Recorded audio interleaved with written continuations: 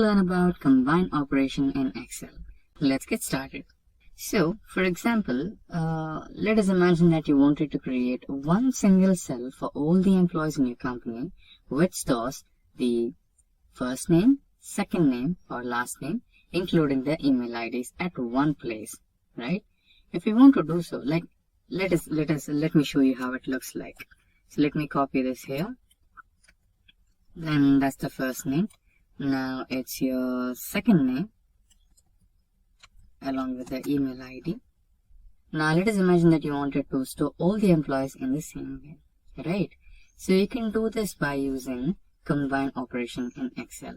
Now all it takes is just a simple formula, that is equals to, and the first cell address, that is A2, and you can use an ampersand sign.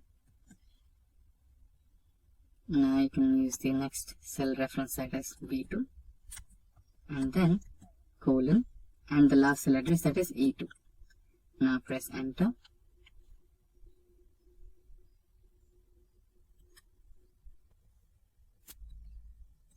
So when you press enter or tab, you will get this particular answer. But this data is completely in a state where you can't understand it, right? The first name, last name, and the email ID has got combined all together. So you want to use some spaces, right? So all you need to do is just make a little modification to this particular existing data. So you can press another ampersand and include spaces. And then you can separate the email ID and the name with some colon.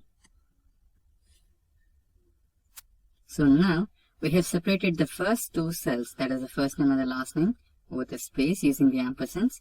And then again we have used an ampersand to include the colon. And see that we have also included a space between the colon marks, that it gets separated cleanly.